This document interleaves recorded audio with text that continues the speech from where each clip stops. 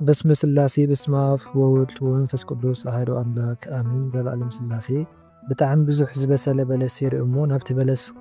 قريبة قبل مس بالكوس مدري صلمت كاب أونس صليم تمن ينخسني كاب بتعن تجاني قسك موتي يلس رجوع ردوني نابلكوس نابزقنا أكوات جزاوتي يغير أي حسابي تنير رجوع يهباني مستقبل بين بآخرين وصا كاوس حاوي أتبلس مرايت اليزلغي انجرا مركابيو እንጀራ ምእካብ እንጀራ ምርካቢ ማለት እዩ ዝበሰለ ምዃኑ ከዓ ኣብ ቀረባ ግዜ ዝርከብ እንጀራ እዩ እቲ ምድሪ ፅልምታክ ዘሎ ከዓ ኣብቲ ስራሕኺ ኣብቲ እንጀራኽስ ዝኾነ እንቅፋት መሰናኽል ከም ዘሎ እዩ ማለት እዩ እቲ ጸሊም ተመን ይነክሰኒ ትብልዮ ዘለኹ ከዓ በቃ እዚ እውን ኣብቲ እንጀራኺ ዝፈታተነኪ ወዲ ሓቦ ወይ ከዓ ርኩስ መንፈስ ከም ዘሎ እዩ ማለት እዩ ኮይኑ ግን ርግኦ እታ ኣዴና ቅድስት ድንግል ማርያም ያሕሰቢት ዝበልኪያ ማለት እዩ ርግኦ ትለካላ ርግኦ ማለት መድኃኒት ፈውሲ ምሕረት ቃል ቅዱሳን ቃል እግዚአብሔር እዩ ስለዚ ንሳስ ትፍውሰካ ከም ዘላ ማለት እዩ እና እቲ መድኃኒት ትፈውሲ ምሳበትካ ከዓ ናይቲ ዲያብሎስ መርዚ በኣፍክስ ይወፅእ ከም ዘሎ ማለት እዩ ሓፍቴስ ብህይወት የላም ከምዚ ትምለስ ይመስለን እሞ ናፍቅናኪ እኮ ይብላ እሞ ኣበይ ደኺ ዘለኺ ይብላ እሞ ዘለኽዎ ኣብ እንዳ ኣረጋዊ ዳሞ እየ ዘለኹ ትብለኒ ተገዲስኩም መልሱለይ እዚ ከዓ እቲ ሓፍቲ ክሲ ኣብ ፅቡቕ ቦታ ከም ዘላ ኣብ ገነት ከም ዘላ ማለት እዩ እዚ ማለት ቤተክርስትያን ማለት ወይም ገዳማት ቤተክርስትያናት ማለት ኣምሳል ናይ ኢየሩሳሌም ሰማያዊት እየን ስለዚ ኣብ ኢየሩሳሌም ሰማያዊት እየ ዘለኹ እያ ትብለኪ ዘላ ማለት እዩ ካልእ ከዓ ብኣቡነ ኣረጋዊ ጻድቕሲ ብናቶም ጸሎት ኣብ ፅቡቕ ቦታ እየ ዘለኹ ምስኦም ኣብ ናቶም ማሕበር እየ ዘለኹ ትብለኪ ከም ዘላ እዩ ማለት እዩ ጎረቤተ እያ እሞ ካራ ሒዛስ ተባረረኒ ኣነ እውን ሲወይ ከይትስዕበኒ ካራ ሒዛስ ተፈራርሐኒ እንታይ ይኸውን እዚኣ ትከራኸረኪ መንፈስ ከም ዘላ ማለት እዩ ዳዓይነ ጥላ ናይ ሻንቂጥ መንፈስ ኣንስቴት ዛር ትከራኸረኪ ከም ዘላ እዩ ማለት እዩ ወይ ከዓ ንሳ እታ ጎረቤትኪ ባዕላ በቃ ትፈታተነኪ ከም ዘላ እዩ ወይ እውን ሳልሳይ ካብኣ ዝመፀ መንፈስ ብዝተፈላለየ መልክዕ ከም ቡዳ ዓይነት ኮይኑ ዝኣተ መንፈስ ይከራኸረክስ ከም ዘሎ እውን ክኸውን ይኽእል ማለት እዩ በዚህ አረብ ሀገር ድማ ሴትየዋ ልጅ አልወለደችም እንድትወልድ ፈልጋለሁ እጸልያለሁ ትልቅና ትንሽ አልወለዱም ሁሌ አዝናለሁ ባለመውለዳቸው ማለት ነው እኔ በህልሜ አንድ ቀን ልጅ አዝላ እኔ ደግሞ ቤቷ ገጠር ይመስለኛል እና ትልቅ ሰው ነው ቤቷ እየጠረኩ ያለው ግማሽ ጠርጌ ግማሽ ይቀረኛል እና ሴትየዋ ማዳሜ ልጅ አዝላ መጣችኝ ሲያያት ወልዳለች ብዬ ደስ ብሎኝ እየተደሰትኩ ወልደሽ ነው ብዬ ደስ አለኝ እንደገና በሌላ ቀን ቁጭ ብላ አርግዘሻል እንዴ ስላት አዎ ብላኝ አልሐምዱሊላህ እያልኳት ሆድዋ እየደባበስኩ ነቃሁ እውን መስሎኝ አርግዘሻል እንዴ ብዬ ሲጠይቃት አላረገዘችም እምነቴ ግን እንደምታረግዝ እመኛለሁ ሁሌም ማለት ነው እና ህልሙ ምን ይሆናል ምናልባት ትግራዊት ይኺ ግን በመሐረኛ ስለጻፍከ በመሐረኛ ቢወይ ዘለኹ ማለት እዩ እታ ሰበይቲ ሲ ውልድ ክትረክብ ከምትኽእል ዘይወለደትሉ ምክንያት እንተስ ብናባላ ምክንያት ክኸውን ይኽእል ብናይ ርኩሳት መናፍስቲ ከም ዝተዓፀወት እምበር ናይ ፍረ ከም ዘለዋ ወይ ከዓ ውልድሲ ክትረክብ ከም ትኽእል ዋላ እውን መኻነ እንተኾነት ግን ውላድ ከም ዘለዋ ግን ኣብዚ ፀበል ክትሰቲ ከም ዘለዋ ካብ ኢትዮጵያ ፀበል ክትወስድላ ከም ዘለኪ ብሰብ ኣልኢኽ ክኸውን ይኽእል በቲ ፀሎት ክውን ፀሎት ክትገብርላ ከም ዘለኪ እቲ ገዛ ምፅራግ ትብልዮ ዘለኻ ከዓ ርኩሳን መናፍስት ኣብቲ ገዛ ዘሎ ፀገም ኣብቲ ገዛ ዘሎ ሕማቕ ነገራት ንሱ ምውጋድ ማለት እዩ ስለዚ ፍርቁ ፀሪዩ ፍርቁ ዘይፀረክዮ ትብልዮ ዘለኻ ከዓ ፍርቁ ብምንታይ ክትፀርዮ ዘለኺ ብፀሎት በቲ መንፈሳውነት ማለት እዩ እቲ ዘይፀረክዮ ከዓ ዝቐረየ ነገር ከም ዘሎ እዩ ማለት እዩ እንተ እታ ሰበይቲ ግን ናይ ምውላድ ተስፋ ወይ ከዓ ከም ዘለዋ ከም ትወልድ ብፍላይ ከዓ ፀበል ክትሰቲ ክትመኽርያ ክትምዕርያ ክትግስጽያ ከም ዘለኪ ወይ ከዓ ፀበል ክትሰትስ ኣለዋ በሚያሰሩን ደግሞ በገመድ የታሰሩ ሁለት በሬዎችና ዘበኞች ቤቱ የሚጠብቁ ይመስለኛል እና ከቤቱ ወጥተው ሊሄዱ ሲሉ እኔ በድንጋይ የመታሁት ወደ ቤቱ አስገባኋቸው ሰው ሁሉ እያዩኝ ይስቁብኛል አረቦች እኔ ደግሞ ውጭ ወጥቼ አላቅምና ፖሊሶች እንዳይዙኝ ግን እፈራ ነበር እና ምን ይሆን ትርጉሙ እቶም ሳሰሩ ብዕራይ ዝወልክዮም ርኩሳን መናፍስት ሳሰሩ ናይቲ ገዛ ዘምልኽዎም ዝነበሩ ርኩሳት መናፍስት እዮም ማለት እዩ ስለዚ ንሶም በቲ ጸሎት በቲ መንፈሳውነት በቲ ትገብርኦ ፍቕርኽን ኩሉ በዚ ቀንዮም ወይ ከዓ ተቓጺሎም ክወጹ ከም ዝደለዩ ወይ ከዓ ስቕ ኢሎም ክወጹ ከም ዝደለዩ ማለት እዩ። ንስኺ ግን ናበይ ተኣሰሩ ንዑ ተመለሱ እናበልክስ ትምልስ እዮም ከም ዘለኺ ኣነ ከይፈቐድኩልኩም ከይተኣዘዝኩምስ ክትወጹ የብልኩምን ብስም እግዚኣብሔር ብስም ወላዲተ ኣምላክ ብስም ኩሎም ቅዱሳን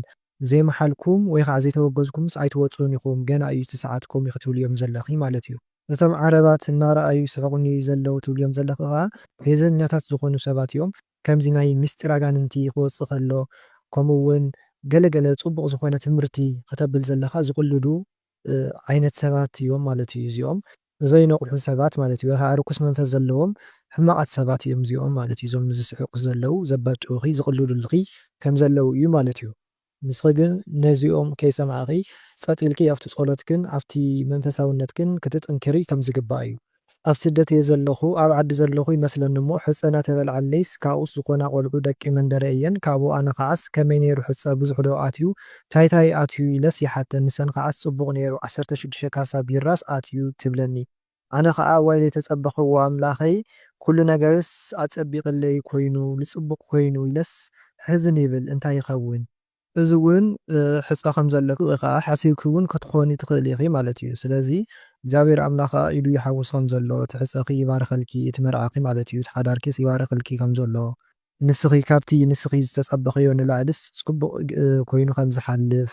ወይ ከዓ ንመጻኢ እውን እንድሕር ሓዳር ዘይብልቲ ወይ ዘይሓሰብክ እንድሕር ዳኹንካ ንቐጻልሲ እግዚኣብሔር ኣምላኽ ጽቡቕ ነገር ከም ዝህበኪ ጽቡቕ ነገር ከም ዘጋጥመኪ እዩ ማለት እዩ። ምስ ኣፍቃሪስ ኣብ ዓዲ እዩ ሕልምስ ሓሊመሲ እናተባኣስና እናሃለናስ ግን ገዲፈኪ ከይደ ናብ ከተማ ምስ ክልተ ቆልዑት ኢልኒ እዚስ እንታይ ይኸውን? እዚ ናይ ቀትሪ ወይ እውን ካብ ቅንዓት ካብ ጭንቀት ዝተበገሰ ክኸውን ይኽእል እቲ ሕምንኺ ማለት እዩ። ቅኒ ጥርጥር ምናምን ኣተሃልኪ በዚ ዝተልዓለ ወይ ካብዚ ዝተበገሰ እዩ ክኸውን ዝኽእል ማለት እዩ። ካልእ ከዓ ሕልምሲ ብቀጥታ እውን ክፍታሕ ይኽእል እዩ ማለት እዩ። ስለዚ ገዲፈኪ ክኸይድ ብዝኾነ ወይ ብትጮጮዮ እንድሕር ዳ ኮንኪ ብዝኾነ ምክንያት ገዲፈክስ ክኸይድ ከም ዝብለክ ዘሎ እዩ ማለት እዩ። ናይ ቀደም ዝፈትዎ ፍቅረኛ ነርንስ ቅድሚ 6 ዓመት ብሓደ ነርና ብሕልመይ ግንሲ ኣብ ዝኾነ ይረኽቦ እሞ ላጎይኹሲ ህንጢለስ ክሓቕፎን ኮፍ ኢለ ክዕልሎን ይደልዩ ንሱ ግንስ ብጭራሽ ከይትቐርብኒ ሰበይተይስ ከይትርእየኪ ካሊእ መዓልቲ ክዕልለኪ ላበለስ ይደፍኣኒ ብዙሕ መዓልቲ እየ ሓሊመያ በዓል ሓዳር እንድሕር ደኣ ኮይኑ እቲ ወዲ ማለት እዩ እና ንዓኽስ ከም ዘይደልየኪ ንስኺ ግን ክትቐርብዮ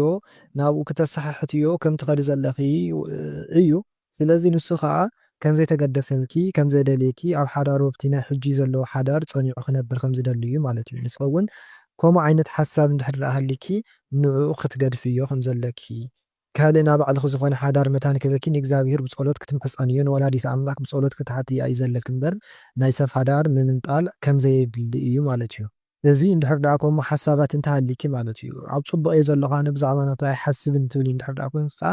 ዲያብሎስ ከምዚ ዝሓሰቦ ነገራት ወይ ከዓ ዝቕኢሉ ዲያብሎስ እውን ክሕልመካ ይኽእል እዩ ማለት እየ። ኣነ ንኣሕዋተይንስ ኣብ ስደት ኢና ኒአና እና ብሕልመይስ ናብ ዓድና ንኸድ ይመስለኒ እሞ እዛ መናእሰይ ትኬት ቆሪፃስ ትዕድለና ካብኡ ማዘርን ኣቦይን ለስ ነይሮም ይመስለኒ ኣየር ትመጽእ እሞ ኣንሕና ቀሪናስ ማዘረይ ግን ትስቀል እሞ ምልስ ኢላሲ ትመጽእ እንታይ ደኣ ኮንኪ ዘይከድኪ ንብላ እሞ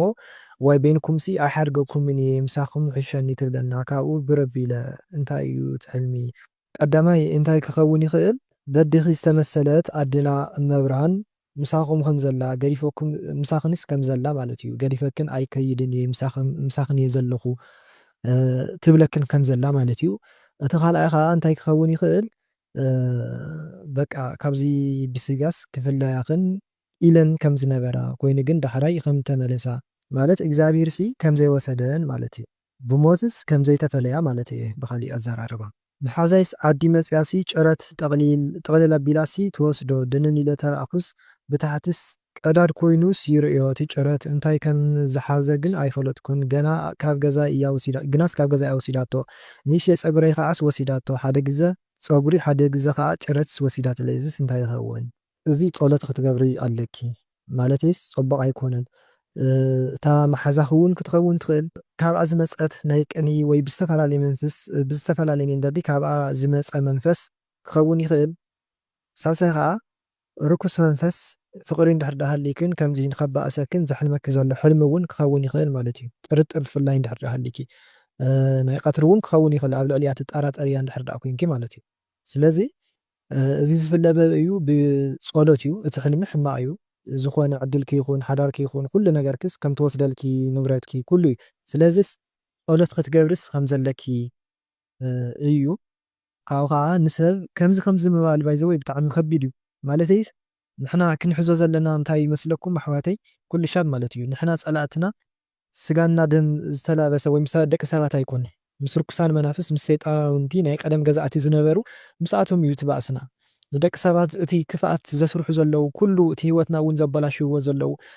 ደቂ ሰባት እንዳተላዕለ ኣብ ልዕሊና ሕማቕ ነገራት ክሰርሑ ክብድሉ ክፉእ ነገራት ክፍጽሙና ዝገብርዎም ዘለው ሲ እቶም ርኩሳት መናፍስት እዮም። ንዕኦም ኢና ክንጸልእ ዘለና እምበር ንደቂ ሰባት ወይም እርሰ በርስና ክንጻላላእ ክንተሓማምዕ ሕማቕ ነገራት ክንፍጽምስ የብልናን ማለት እዩ እርሰ በርስና እና እዚ ክንሕዞ ኣለና ኩላትና ማለት እዩ። ስለዚ ሓፍትና ከዓ ጸሎት ክትገብሪ ብሓቂ ንሳ ኣብ ሂወት ክትኣትላ እንድሕር ደኣ ኮይና እግዚኣብሔር ኣምላኽ ልቦና ንኸብረሃላ ንዓኺ እውን ጥንቃቐ ክኾነኪ እዩ እግዚኣብሔር ዝሕብረኪ ዘሎ። ስለዚ ጸሎትኺ ክትብርትዒ ኣለኪ ኣብቲ መንፈሳውነትኪ ኣስጢምኪ ክትሕዘለኪ መንፈሳዊ ሂወት ማለት እዩ። ምስ ናይ ቀደም ፍቅረኛይስ ናብ ሩባ ማይ ክንቀድሕ እንዳኸድና እንተለና ናይ ገዛይ ቁልፍስ እንከሓዘለይ ኢለስ ኣብክዎ ድሕሪኡ ማይና ቀዲሕና ተሸኪምና ምስ መጻናስ ኣብ ገዛና ምስ በጻሕና ቁልፈይ ሃበኒ ይበልኽዎ። እሱ ከዓ ካብ ጅባ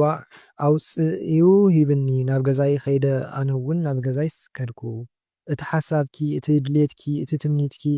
እቲ መፍትሕ ዝኾነ ናይ ኩሉ ሂወትኪ ኩሉ ነገርክስ ነቲ ፍቅረኛክስ ትብዮ ከም ዘለኺ ነታ ፍቃሪኺ ማለት እዩ። ንሱ ከዓ ብእምነትክስ ኣብኡ ትሕድር ከም ዘለኺ ማለት እዩ። ንሱ ከዓ ኣይሕፈረክን። ንሱ እውን እታ እምነትኪ እታ ሓሳብኪ እታ ዝሃብክዮ ኩሉ ነገርሲ እታ ፍቅርኺ እውን ክትኸውን ትኽእል ሒዝዋ ይጸንሕ ከም ዘሎ ምናልባት ንስኺ ኣብ ስደት ንሱ ከዓ ኣብ ውሽጢ ዓዲ እንድሕር ደኣ ኮይኑ ማለት እዩ። ስለዚ ምሳኺ ከም ዘሎ እዩ። ብሕልመይሲ ወዲ እዩ ኣይፈልጦን እየ ግን ብልቡስ ኣብ ሓመድ ላተፋሕፎስ ይቕርታ ይብለኒ። እዚስ እንታይ ይኸውን? ቀዳማይ እዚ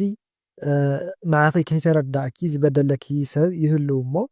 ንሱ ይቕሬታ ግበርለይ ይብለካ ከም ዘሎ ብምንታይ ብጸሎት እናገበረ ብመንፈስ ማለት እዩ ይቕሬታ ግበርለይ ይብለካ ከም ዘሎ ማለት እዩ። እቲ ካልኣይ ከዓ እቲ ንሰብሱ እቲ ዝበደለኪ ሰብ ማለት እዩ ሞይቱ እንድሕር ደኣ ኮይኑስ ኣብ ሲኦል ከም ዘሎ ኣብ ሲኦል ኮይኑ ከዓ በታ ቂም ወይ በታ በደል ኣብ ልዕሊኺ ዝፈጸማሲ ይሳቐ ከም ዘሎ ኣብ ሲኦል ማለት እዩ። ስለዚ ይቕሬታ ግበርለይ ካብዚ ንኽወፅእ ይብለካ ከም ዘሎ ማለት እዩ። እዚ እውን ብመንፈስ ሳልሳይ ከዓ ርኩስ መንፈስ ሰይጣን ምናልባት ጸሎተኛ እንድሕር ደኣ ኮንኪ ብርቱዕ ዝበልኪ እንድሕር ደኣ ኮንኪ ኣብቲ መንፈሳዊ ሂወትኪ ማለት እዩ ርኩስ መንፈስ ሰይጣን ንሱ በጃኺ ስደድኒ ካባኺ ክወፅእ ይቕሬታ ግበርለይ ትብልዮ ከም ዘሎ ይብለካ ከም ዘሎ ማለት እዩ። ንስኻ ከዓ በቲ ጸሎትክን በቲ ስግዳንክን በቲ መንፈሳዊ ሂወትክንሲ ቅጥቅጥ ከም ዘበልክዮ ከም ዝሰዓርክዮ እዩ ማለት እዩ። ናይ ቀደም ሕልሚ እዩ ክሳብ ሕጂ ጥያቄ ዝፈጠረለይ እዩ። እና ሓንቲ ቀያሕ መነኩሴ ብጫ ናይ መነኩሴ ክዳን ተኸዲና መቆምያ ሒዛ ናብ ዝኾነ ዓብይ ዳዕሮ